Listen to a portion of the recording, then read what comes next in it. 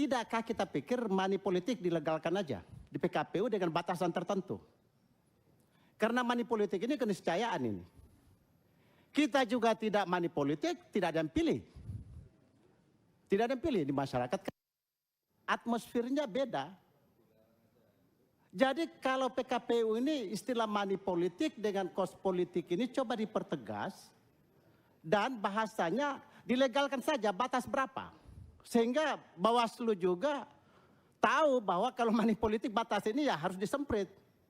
Sebab kalau barang ini tidak dilegalkan kita kuncing-kuncingan terus.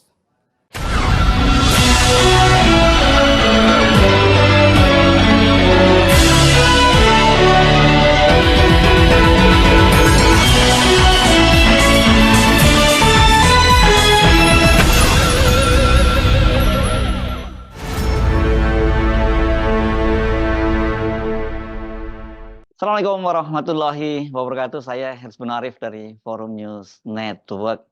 Saya kira tidak berlebihan ya kalau banyak yang menilai pemilu 2024 itu menjadi pemilu terburuk di sepanjang sejarah pemilu di Indonesia. Itu bukan hanya pilpresnya. Kalau pilpresnya kita tahu lah udah ampun-ampunan ya, karena yang melakukan kecurangan itu langsung pimpinan tertinggi di negara ini, yakni Presiden Jokowi. Nah, sementara pemilu legislatifnya itu juga tidak kalah hancurnya ya. Dan yang paling mencolok kalau pada pemilu legislatif ini, satu soal money politik, dan kedua juga permainan pencurian suara begitu ya, dan ini kalau pencurian suara ini melibatkan para penyelenggara pemilu ini, mulai dari KPU, ini KPUD, KPU pusat, dan juga Bawaslu-nya. Dan ini kan sempat pernah disampaikan juga oleh mantan Ketua Umum P3 yang sekarang Ketua Dewan Penasehat kalau nggak salah di P3, Romah Hormuzi, yang dia mengakui bahwa suara mereka itu P3 itu sampai tidak bisa lolos itu karena ya banyak dicuri suaranya. Jadi pencurian suara itu juga marak. Kemudian nah yang gila-gilaan itu money politik. Nah, soal ini dibahas dalam rapat kerja evaluasi pemilu itu antara KPU dengan Komisi 2 DPR RI yang berlangsung hari ini, hari Rabu tanggal 15 Mei 2024. Dan salah satu yang mengejutkan itu adalah usulan yang muncul dari anggota Komisi 2 DPR RI dari fraksi PDIP, Insinyur Hogua. Dia mengusulkan kepada Ketua KPU Hasyim Asyari agar money politik itu dilegalkan saja. Karena kata dia realitasnya yang terjadi seperti itu, justru kalau dengan dilegalkan itu malah nanti akan ada semacam semacam kejelasan, tapi kata dia dilegalkan dengan batasan-batasan tertentu. Tidakkah kita pikir money politik dilegalkan aja di PKPU dengan batasan tertentu? Karena money politik ini keniscayaan ini. Kita juga tidak money politik, tidak ada yang pilih. Tidak ada yang pilih di masyarakat. Atmosfernya beda. Jadi kalau PKPU ini istilah money politik dengan kos politik ini coba dipertegas. Dan bahasanya dilegalkan saja batas berapa. Sehingga Bawaslu juga tahu bahwa kalau money politik batas ini ya harus disemprit. Sebab kalau barang ini tidak dilegalkan kita kuncing-kuncingan terus. Yang akan pemenang nanti ke depan adalah para saudagar. Jadi pertarungan para saudagar. Bukan lagi pertarungan para negarawan, para politisi dan negarawan, tapi pertarungan para saudagar. Karena tidak punya uang pasti tidak menang. Rakyat tidak akan memilih karena ini atmosfer, kondisi ekosistem masyarakat. Jadi sebaiknya kita legalkan saja dengan batasan tertentu.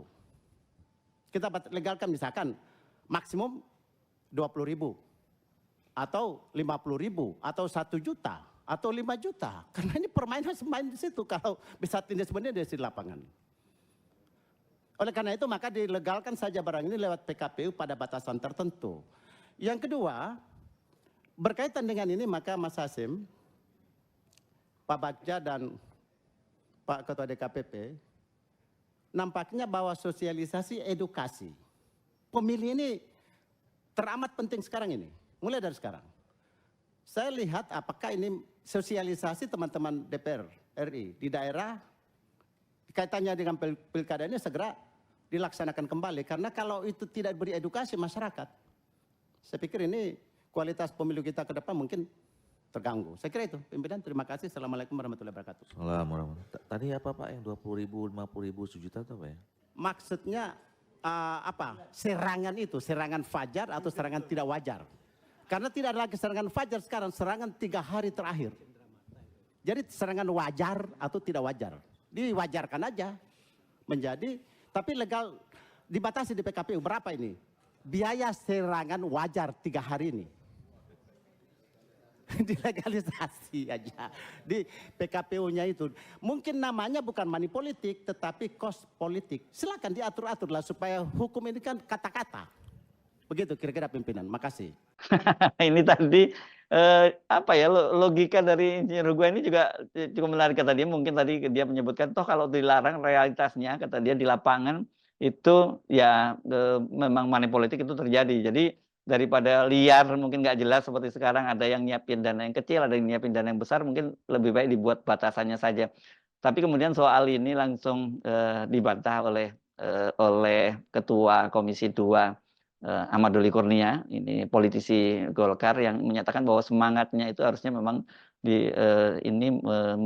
semangatnya ini harusnya pemilunya ini yang pemilu yang bersih, bukan dengan melegalkan money politik seperti yang disampaikan oleh Hugo. Semangat kita ini mau merubah undang-undang pemilu, pokoknya mau Rp1 pun harus kena tangkap Pak. Gitu. Ya. Jadi apalagi cuma PKPU. Ya. Memang saya kira kita semua ini merasakan bahwa situasi pemilu kemarin itu tidak wajar kalau bahasanya Pak Hugo. Ya, termasuk Pak Hugo juga pasti merasakan. Nah oleh karena itu caranya kita harus memperbaiki, membuat aturan yang lebih kuat, lebih keras, lebih detail, ya, supaya itu tidak terjadi, kira-kira gitu. Jadi Pak Hugo ini nyindir kita sebenarnya ini semuanya, ya, nyindir. Makasih Pak Hugo. Ini sayang waktu tadi itu dalam rapat kerja itu tidak dijawab soal ini ya oleh Hasyim Asyari. Hasyim Asyari lebih fokus membahas soal soal pencalonan para anggota legislatif yang terpilih itu menjadi calon pada pemilu kada atau kepala daerah begitu ya. Tapi saya kira ini pernyataan dari gua ini, dia walaupun kesannya itu pernyataan dia itu konyol, tapi itu sebenarnya dia memotret dengan benar begitu dan berkata jujur. Itulah realitas di lapangan tentang pemilu legislatif kita itu. Dan soal ini dia bukan orang pertama yang menyampaikan bahwa pemilu legislatif kali ini money politiknya itu gila-gilaan, bahkan ada yang nyebutnya ugal-ugalan.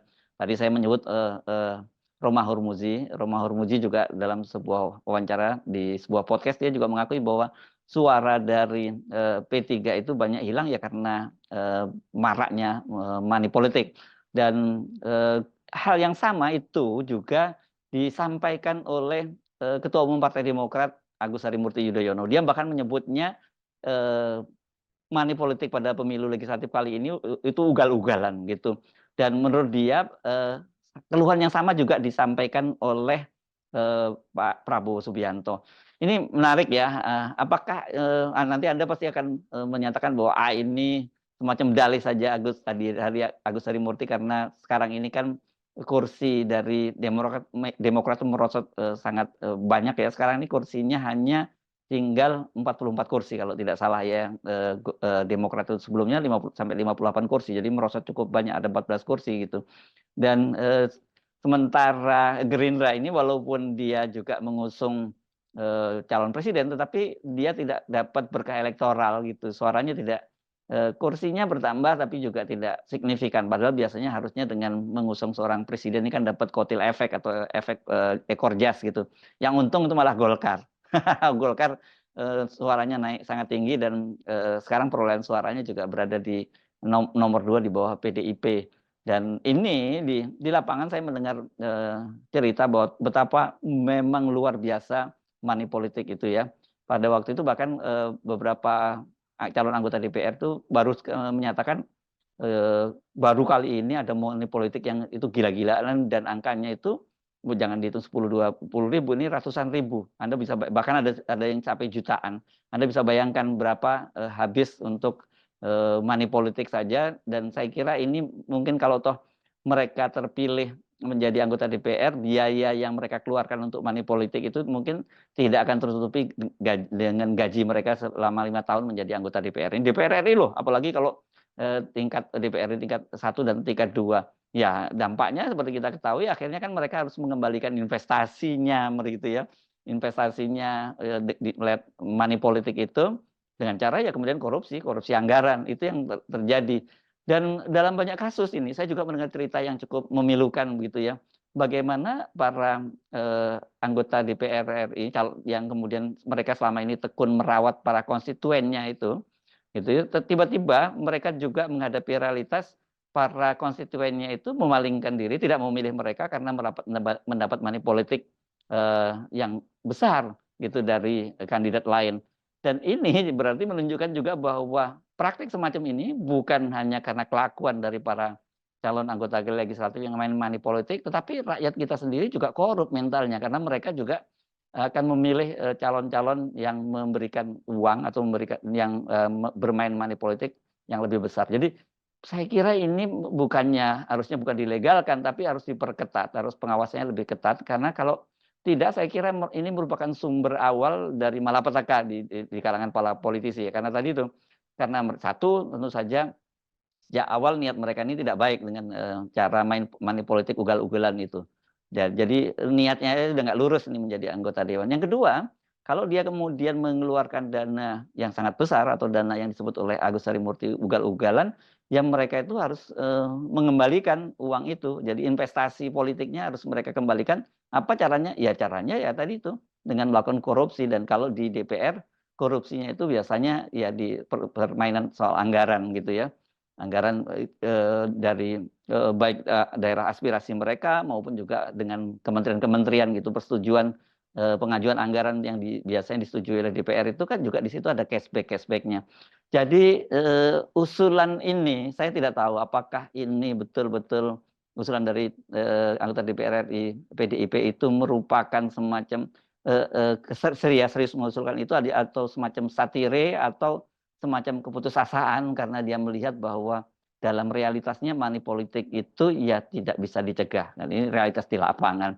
Tapi kalau akhirnya nanti money politik itu betul seperti itu disahkan begitu ya, dan dia sebut tadi apalah biaya politik atau apa, kita bisa membayangkan seperti apa jadinya politik kita. Benar-benar politik ini kan transaksional, padahal kita mesti mendorong ke depan itu praktek-praktek politik, money politik semacam ini harus kita hindari sejauh mungkin, karena disitulah sumber awal dari korupsi di lingkungan legislatif. Saya Hersman Arif dari Forum News Network, sampai jumpa lagi. Wassalamualaikum warahmatullahi wabarakatuh.